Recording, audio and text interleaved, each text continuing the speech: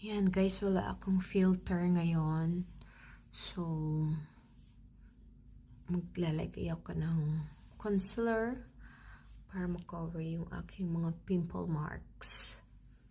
Tingnan natin ha, kung gaano siya kakinis. Ayan. Ito yung gamit ko. Bionic. Concealer siya, ayan. Tatakpan natin yung mga pimple marks ko. Tingnan natin kung gaano siya kakinis. Okay. Post ko muna. Ayan. Almost done na. So, na-conceal na yung pimple marks. Meron pa dito isa. Hindi masyadong matakpan. Medyo malalim yung ano niya. Okay. Ayan guys, na-hide ko na yung mga pimples ko. Mga pimple marks. Ayan. O diba, wala akong filter.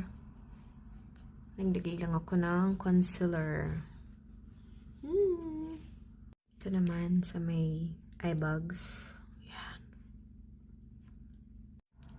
And then, eyebrow. Okay. Ayan. So, pantay na ba? Pantay na ba siya? Okay. Tapos na tayo sa eyebrow. Next naman ay eyeshadow. Ito ang gusto ko. Dark brown. Tapos meron siyang parang glittering. Okay, wait. Ayan. So, ang base ko ay yung very dark brown. Ayan. Tapos papatungan ko siya ng glittering brown.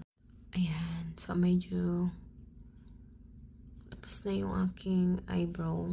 Lagyan ko na lang ng konting glittering. Ayan. Then, yung akin naman, lashes.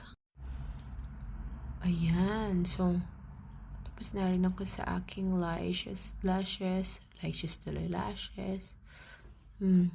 Medyo maiksi na yung aking pilik mata. Okay, next naman ay dito. Blush on. Magamit ako ng dark tsaka to. Okay, wait. Ayan. So, gusto ko medyo brownish complexion. Tapos, patungan ko na lang siya ng